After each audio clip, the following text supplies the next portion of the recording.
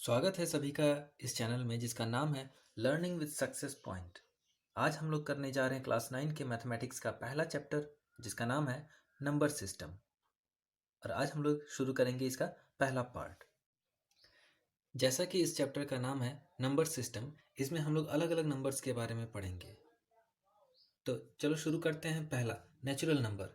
जैसा कि हम लोग पहले ही पढ़ चुके हैं नेचुरल नंबर के बारे में कि नेचुरल नंबर काउंटिंग नंबर्स को बोलते हैं और ये काउंटिंग हमेशा 1 से शुरू होती है और उसके बाद बस आगे बढ़ते जाना है। तो कहाँ तक? क्या ये आगे 9 तक जाके रुक जाएगा? नहीं, उसके बाद भी ये आगे बढ़ते जाएगा। 10, 11, 12 बढ़ते बढ़ते 100, 1000, लाख, करोड़ आगे बढ़ते ही जाएंगे। इसके बाद सेकंड नंबर सिस्टम है होल नंबर्स। होल नंबर्स में एक चीज़ एक्स्ट्रा है नेचुरल नंबर से और वो है ज़ीरो।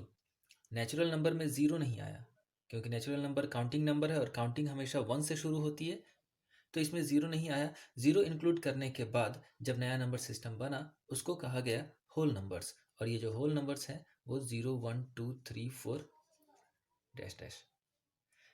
तीसरा नंबर है इंटीजर्स। अब ये इंटीजर्स किसको बोलते हैं? इंटीजर्स बोलते हैं सारे माइनस वाले नंबर्स, ज़ीरो और प्लस वाले नंबर्स को इंक्लूड करके। यहाँ पर शुरू शुरू में डॉट ये दिखा रहा है कि ये जो माइनस नेगेटिव वाले नंबर्स हैं, -1, -2, -3, ये इधर भी बढ़ते जाएंगे, -4, -5, -5, बस ऐसे बढ़ते जाओ, फिर पॉजिटिव वाले भी नंबर्स बढ़ते जाएंगे। चौथा में है रेशनल नंबर्स। रेशनल नंबर्स किसको बोलते हैं? रेशनल नंबर उस फॉर्म को बोलते हैं जिसमें P/Q हो। तो एक ऐसा नंबर जो P/Q के फॉर्म का हो जहां P and Q are integers and Q is not equal to 0। तो रेशनल नंबर हर उस नंबर को बोलते हैं जो P/Q के फॉर्म का है, जिसमें P और Q है क्या? तो इंटीजर्स, यानी कि P की जगह पर इसमें से कोई भी एक नंबर, फिर Q की जगह पर भी इसमें से कोई भी एक नंबर। बस इस बात का ध्यान रखना है कि Q कभी ज़ीरो नहीं हो सकता। और लास्ट है हमारा इररेशनल नंबर। अब ये इररेशनल नंबर होता क्या है? तो वैसे नंबर्स जिसको हम लोग P/Q के फॉर्म में डिनोट नहीं कर सकते हैं। ध्यान रखना, जो इक्वल नहीं हो P/Q के फॉर्म में, यानी कि जिसको हम लोग P/Q के फॉर्म में अरेंज नहीं कर सकते हो, जहाँ P और Q क्या है? P और Q इंटीजर्स है और Q इज इक्वल टू 0 नहीं है। तो P/Q के फॉर्म में जिसको हम लोग अरेंज नहीं कर सकते हैं वैसे नंबर्स को हम लोग इररेशनल नंबर्स बोलते हैं। और अगर हम इसके एग्जांपल्स के बारे में देखें तो सारे के सारे रूट वाले नंबर्स, जैसे √2, √3, √4 नहीं, क्योंकि √4 तो 2 होता है, इसीलिए ये नहीं। √5 हो सकता है। इसके अलावा 5.12 डेसिमल वाले ऐसे नंबर जो कभी टर्मिनेट ही नहीं करते हो और रिपीट भी नहीं करते हो, कुछ ऐसे। या फिर पाई। पाई भी एक इररेशनल नंबर्स है। तो इस चैप्टर में हम लोग मेनली इररेशनल नंबर के बारे में ही पढ़ेंगे। आगे चलते हैं। हमारा अगला टॉपिक है कि किसी दो नंबर के बीच में हम कुछ रेशनल नंबर्स को कैसे पता कर सकते हैं कि कौन कौन से रेशनल नंबर्स इन दो नंबर्स के बीच में होंगे। जैसे कि यहाँ पर एक क्वेश्चन है, find 4 rational numbers between 2 and 3। तो इसको पता करने का तरीका है फर्स्ट रेशनल नंबर।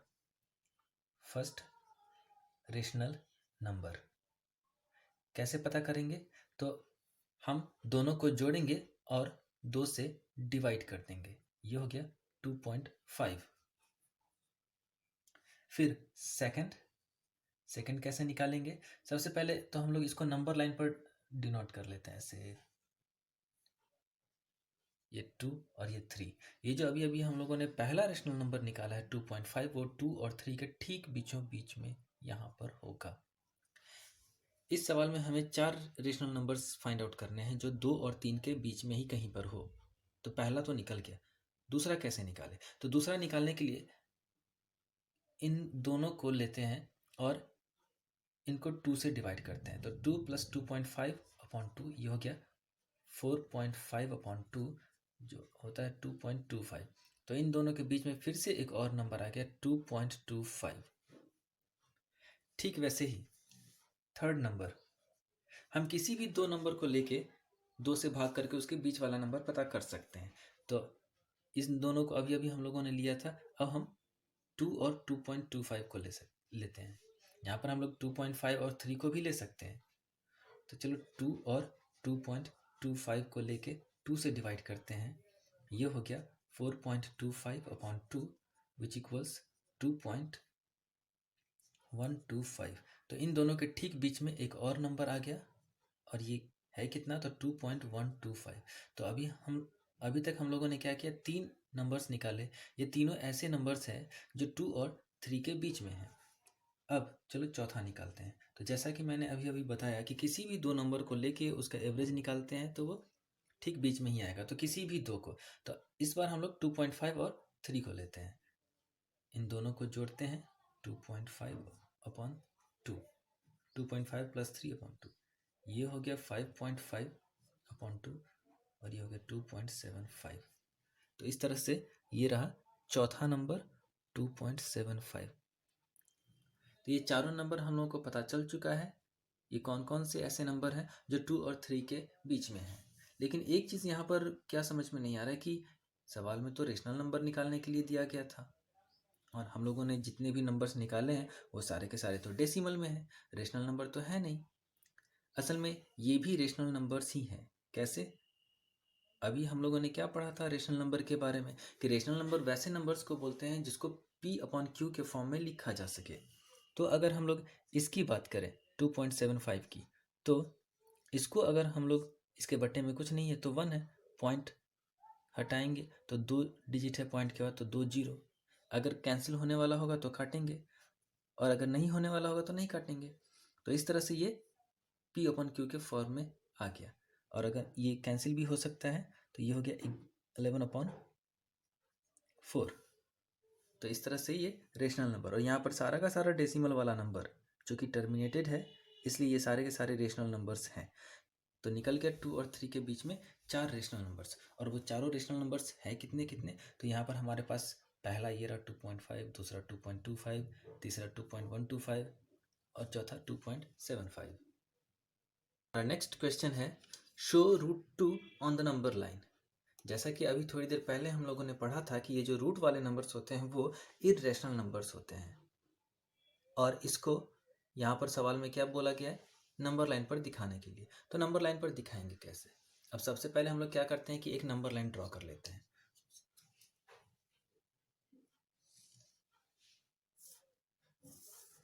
इस नंबर लाइन को मैं थोड़ा सा बड़ा ले लूं। ये रहा एक नंबर लाइन। अब इसमें कहीं पर भी मैं बीच में 0 मार्क कर देता हूँ, ये 0 है। अब आखिर हम लोग √2 को नंबर लाइन पर डिनोट करेंगे कैसे? अगर हम इस √2 में से रूट को हटाएं तो ये 2, हमको करना क्या है इसमें कि 1 + 1, या दूसरे शब्दों में ऐसे कहें कि दोनों का स्क्वायर। हमें सेकेंड नंबर पे हर बार 1 ही लेना है। हम दोनों के स्क्वायर को जोड़ेंगे तो 2 ही आएगा। अब हम लोग क्या करेंगे कि 1 हम इस नंबर लाइन पर लेंगे और ये वाला 1 नंबर लाइन पे और सेकंड वाला 1 ठीक इसके परपेंडिकुलरली लेंगे। तो इसके लिए हम लोग क्या करते हैं, ये रहा 1 और जैसा कि अभी मैंने बताया दूसरा 1 हम लोग इसके परपेंडिकुलर लेंगे। तो यहाँ पर हम एक परपेंडिकुलर लाइन ड्रॉ कर रहे हैं, ये रहा। तो ये 1 डिस्टेंस का हो गया और ये भी 1 डिस्टेंस का हो गया। ये हमारे नंबर लाइन पर 1 को डिनोट कर रहा है ये पॉइंट। अब अगर हम इस पॉइंट और इस वर्टेक्स को मिला दें तो ध्यान से देखने पर ये एक राइट एंगल्ड ट्रायंगल लग रहा है जिसमें बेस भी 1 है और हाइट भी 1 है। तो ये जो हाइपोटेन्यूज हो गया वो कितना हो जाएगा? अगर हम पाइथागोरस रूल का इस्तेमाल करें तो ये √2 हो गया। तो यही तो हमें निकालना था, √2। लेकिन सवाल में बोला गया है कि √2 को नंबर लाइन पर डिनोट करना है। ये तो नंबर लाइन नहीं, नंबर लाइन तो यहाँ पर है, √2 तो हमें इस लाइन पर करना है। तो अब हम लोग क्या करेंगे? तो हम √2 का आर्क ड्रॉ करेंगे। तो ये √2, सबसे पहले तो हम इसको मेज़र कर लें। तो ये मेज़र किया हुआ है। अब हम लोग यहाँ पर क्या करेंगे?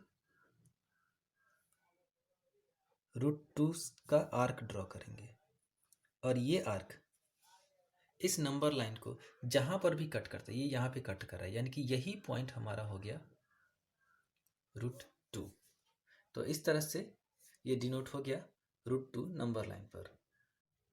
ठीक वैसा ही सवाल है, शो √3 ऑन नंबर लाइन। तो अब √3 को नंबर लाइन पर डिनोट करना है। कैसे करेंगे? तरीका हमारा वही है। सबसे पहले तो हम लोग क्या करेंगे कि एक स्ट्रेट लाइन ड्रॉ करेंगे। थोड़ा सा बड़ा कर लेते हैं इसको। बीच में कहीं पर 0 मार्क करते हैं।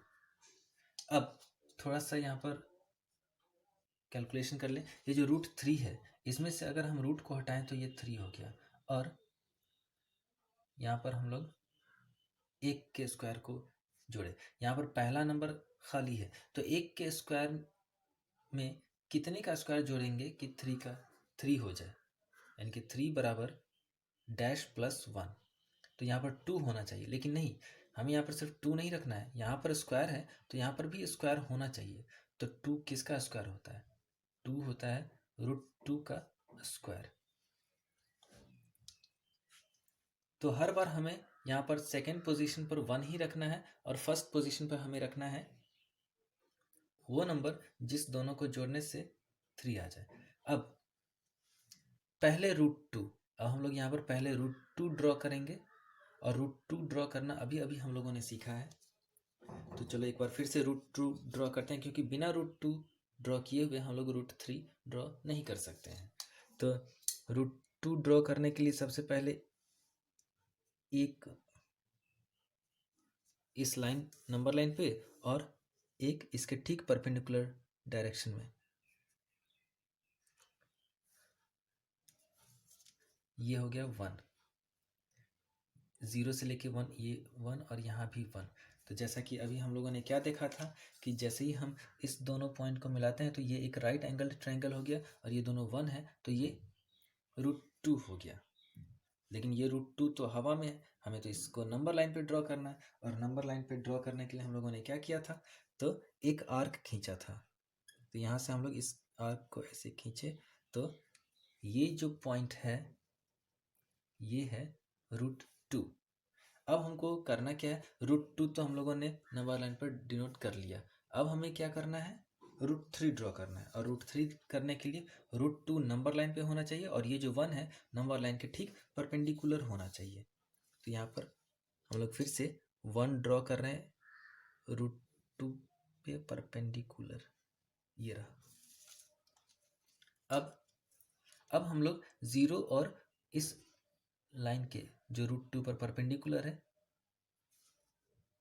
एक डॉटेड लाइन बनाएंगे। यही डॉटेड लाइन, ये जो हाइपोटेन्यूज है, यही √3 है।